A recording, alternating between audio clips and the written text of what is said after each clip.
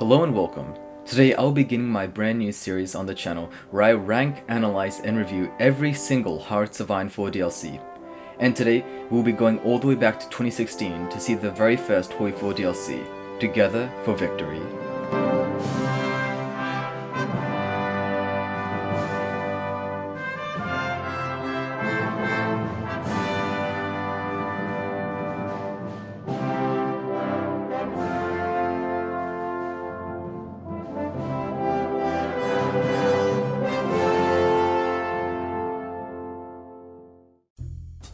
Hey guys, just a quick announcement before I begin the video. I just wanted to thank everyone for 300 subscribers. If you enjoyed the video, consider subscribing and getting me into the YouTube algorithm. Okay, that's it. Back to the video.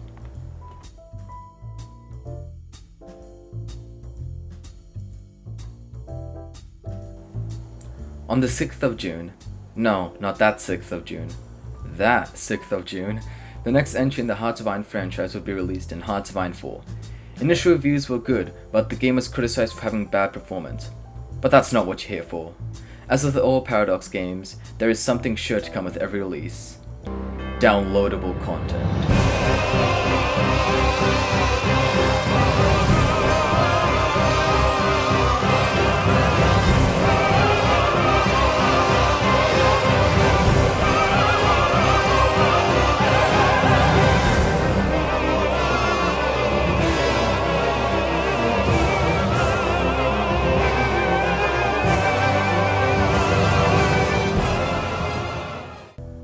Well yes, because only a couple months after the game was released, on the 15th of December 2016, Hearts of Iron 4 Together for Victory would be released. The expansion promised focus trees for all Commonwealth nations. Well, except for one. It also improved land leasing, added technology sharing, and also added a new autonomy system. Reviews for the DLC were good, as they praised the new focus trees. However, a lot of other reviews thought that the features listed should have been added to the base game, which turned this expansion into a mixed bag for a lot of people.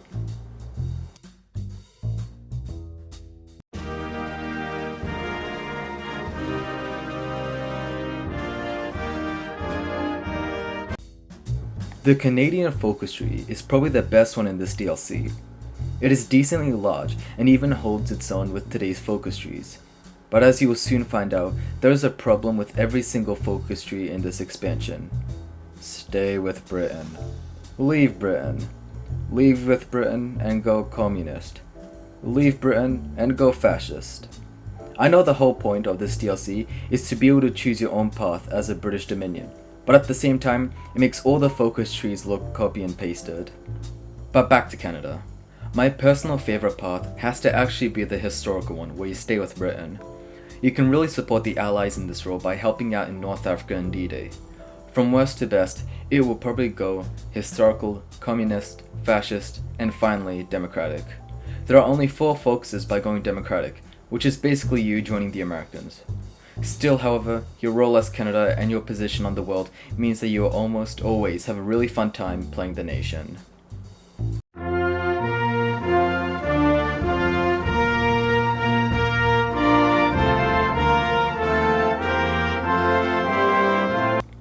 Ah yes, the Australian focus tree. Probably one of the better trees in this DLC, the Australian tree is still quite lacking even compared to Canada. But the reason why it takes second place is because as Australia, you can once again support North Africa and D-Day if you stay with Britain. The difference, however, is that you get to fight the Japanese. Now, in the early stages of the war, it is pretty much you against Japan, since the US is not coming for a while, and that is where Australia really shines. The old history paths in Australia are also quite lacking. By going fascist, you can maybe ally with Japan and create a fascist uprising in the East Indies, but even then you are quite useless. Going communist is even worse. You can join the Soviets, but as Australia, you are in a very isolated position from them with Japan right in between you and the Soviets. This time, however, the standard democratic path isn't as bad as going communist, with it being the same as Canada, where you join the Americans. So from worst to best, it would probably be historical, fascist, democratic, and finally communist. As Australia to have the best experience, I would highly recommend going historical as you are probably going to have the most fun. All of the old history paths are very lacking and leave you as Australia very isolated in the world with not much for you to do.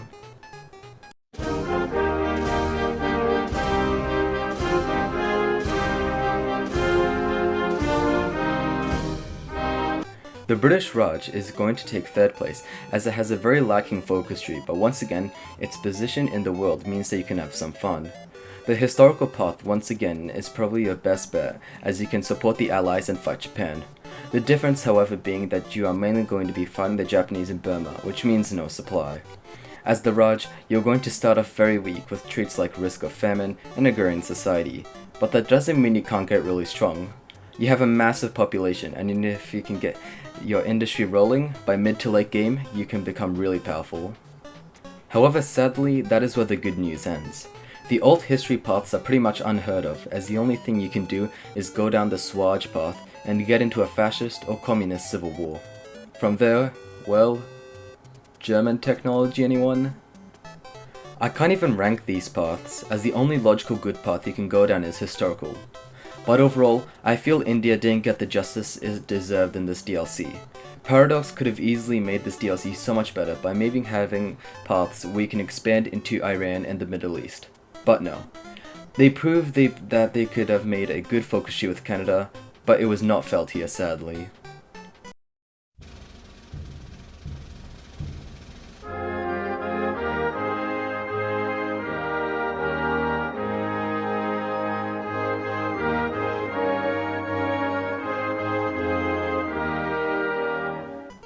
The South African tree is actually very unique, with it being quite detailed. However, the reason it doesn't overtake Indian ranking score is because of its position. South Africa is on the other side of the world and is surrounded by colonial powers that can easily beat the nation in a war. The historical tree is alright, and for the first time, not my favorite path to go down. However, as South Africa, you once again start off very weak and unindustrialized, which unlike India, is very hard to change. The old history paths are actually pretty good for South Africa, looking at the communist tree in particular. You can see that there is a lot of detail. Fascists are in the same story, but not as good as the communists in my opinion. From worst to best, it would probably go communist, fascist, and finally historical. In many ways, the South African tree reminds me of a discount Ethiopian tree, especially the communist path. However, as I said before, South Africa is very weak and has a poor location in the world, and playing the nation just makes you want to play Ethiopia instead. I am more just mad that this amount of effort wasn't put into the India tree, as it could have easily been put in there.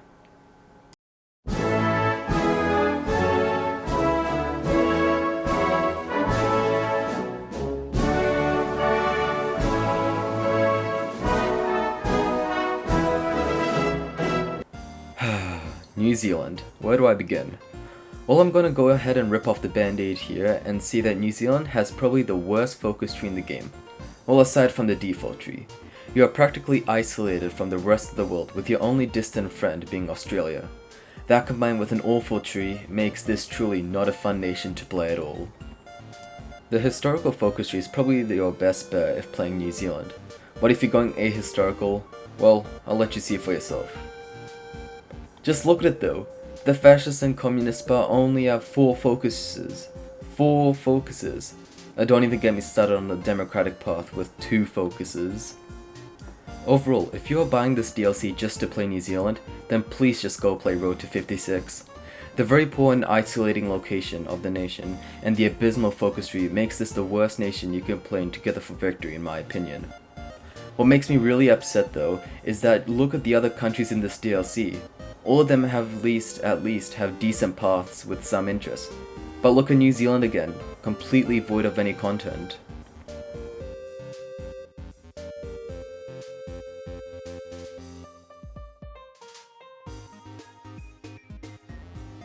Hearts of Iron 4, Together for Victory, is a DLC focused on staying with Britain or leaving Britain, and thus the focus trees are built around that formula. While it makes the game simple, like I said before, it also makes all the focus trees look copy and pasted, as well as not unique. But now comes the question, to buy or not to buy. Right now, Together for Victory is $21 AED, which is roughly 14 USD and 13 euros. And for what you're getting for that money, I'd say for most people, it's a wait for sale or avoid. However, for a certain amount of people, this DLC could be the best one for you. For instance, if you're a new player to Hoi 4 and you want to buy your first expansion pack, Together for Victory isn't actually a bad option. It has very simple focus trees that are easy to understand, which can be very beneficial to a new player. If you are also looking to play the Commonwealth nations in particular, I'd recommend waiting for a sale and playing Road to 56 instead, as that also has focus trees for the Commonwealth nations. For veterans who are yet to own this DLC, it is also not a bad pickup for the price. I'd definitely recommend waiting for a sale however. And for people who are just looking for another DLC for the collections, I'd recommend also waiting for a sale. Overall, I personally think that a lot of the features in this expansion pack could have just been added to the base game. On top of a lot of mediocre and outdated focus trees, Together for Victory just isn't worth it at its current price. For a lot of people, I'd highly recommend playing some mods while you wait for this DLC to go on sale, and that's when you should buy this. To conclude, I'll put Together for Victory on C tier. For what it offers, it simply just isn't worth it for the price at the moment.